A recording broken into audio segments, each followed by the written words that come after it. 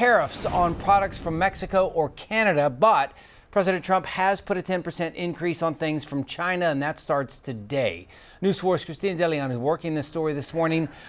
Christina, like anything from Washington these days, some like it, some don't.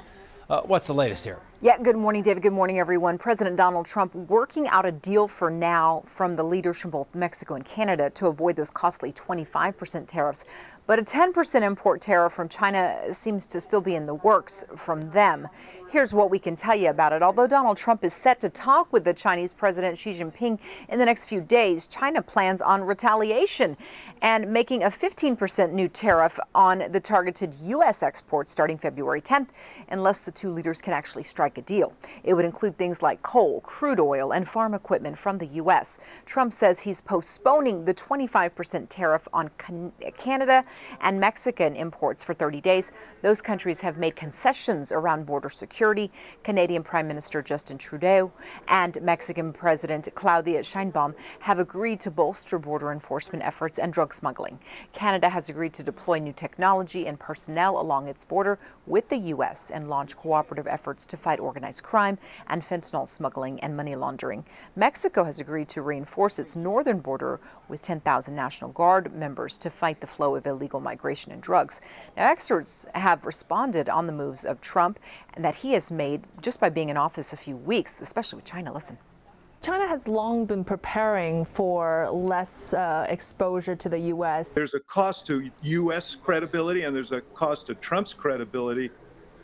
So now, today, the European Union will actually weigh in on these trade wars and tariffs that Trump will be imposing. And we'll see what happens when China's leader meets with Trump in a few days and see if those tariffs will remain in effect as well for that country.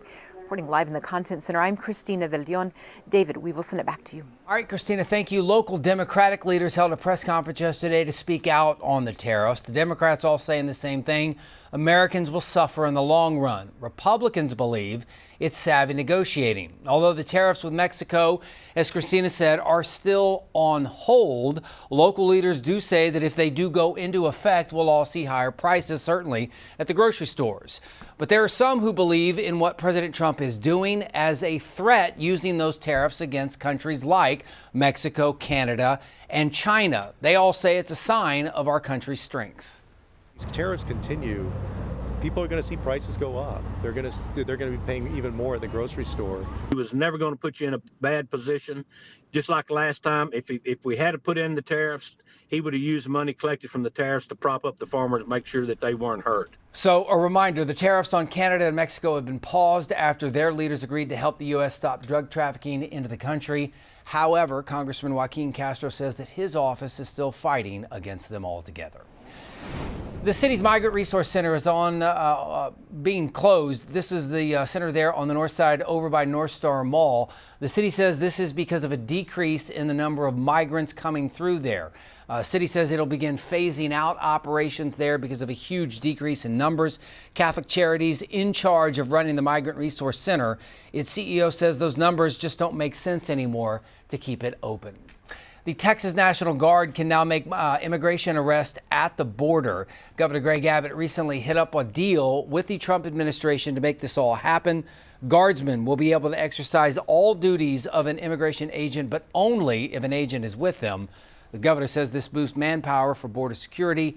In November, federal officials reported that illegal immigration was down 86% here in the state of Texas.